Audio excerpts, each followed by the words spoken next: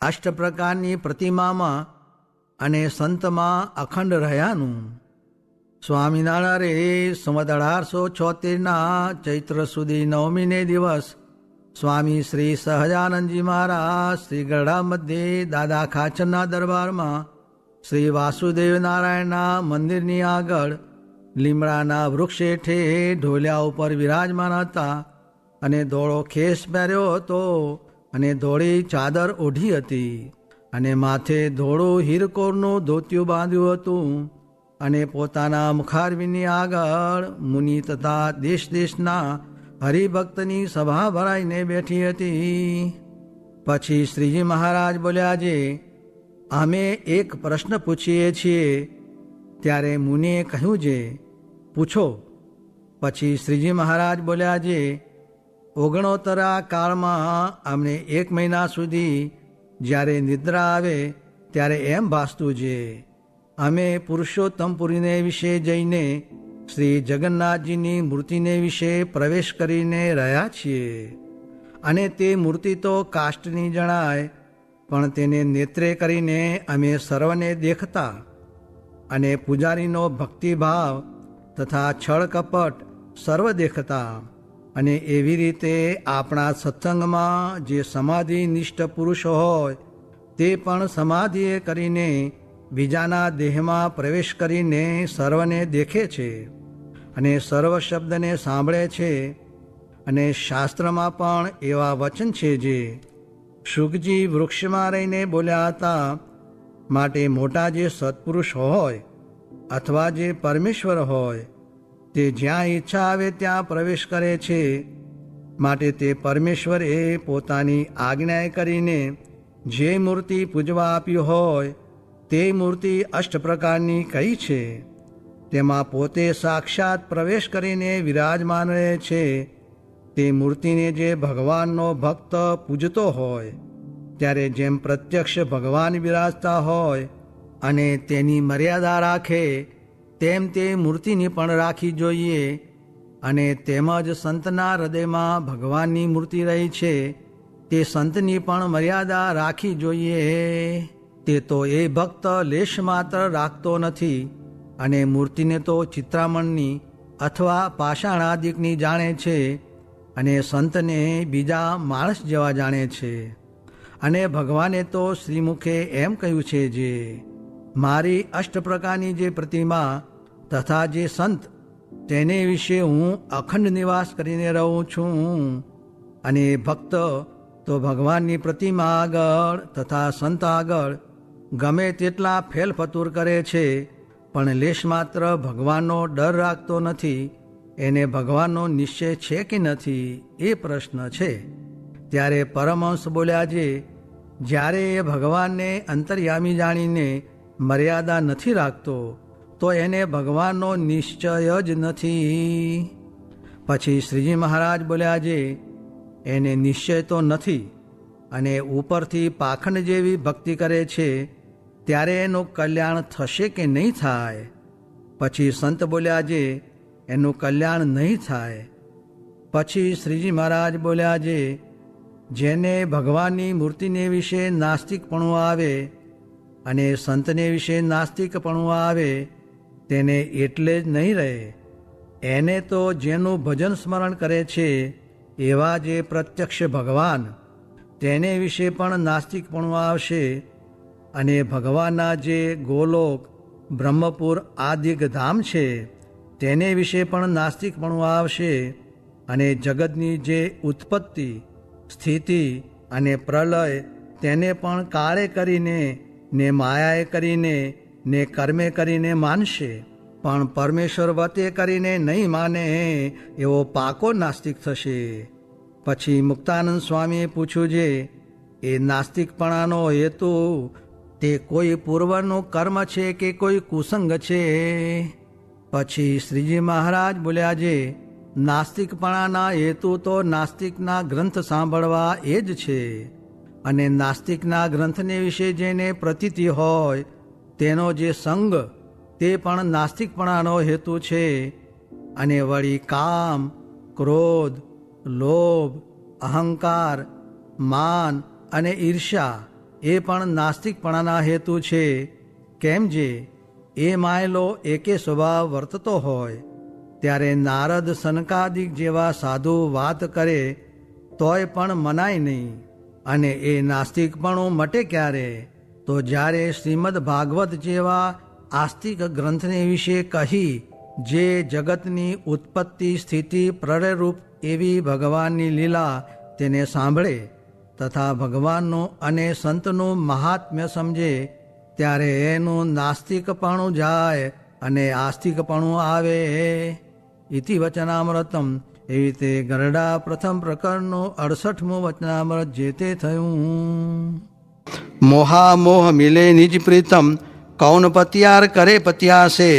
તેમાં શું કહ્યું છે? કાગળના લખનારા મળ્યા તે પછી કાગળનું શું કામ? તેમાં આપણને પ્રગટ સંત મળ્યા છે, હવે શું બાકી રહ્યું?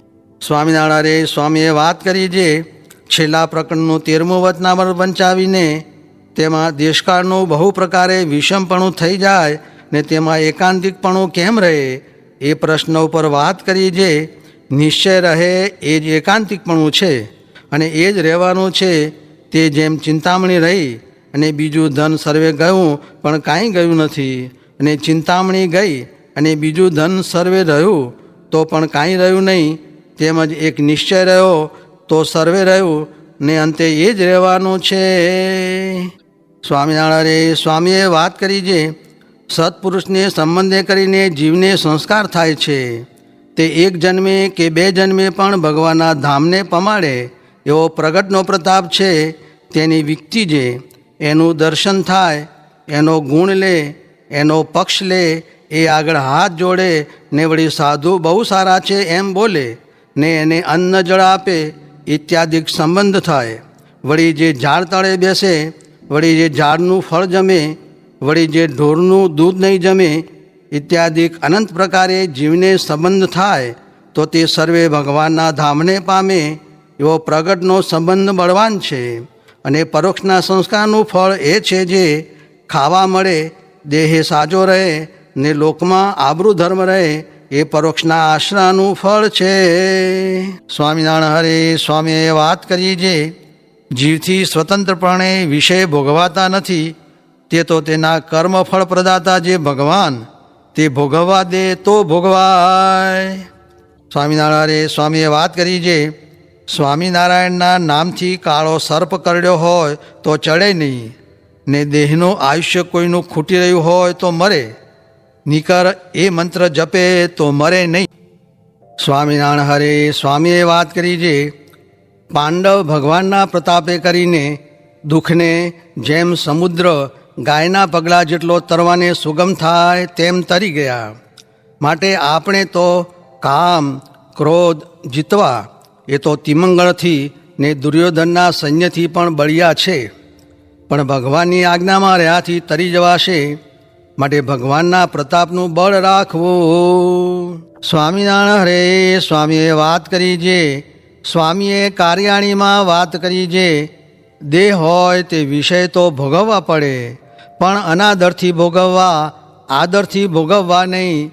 ને હાલ તો જેમ મહારાજ પ્રગટ બેઠા હોય ને જેવો સમાસ થાય ને જેવું ભજન થાય તેમજ સમાસ થાય છે ને ભજન થાય છે.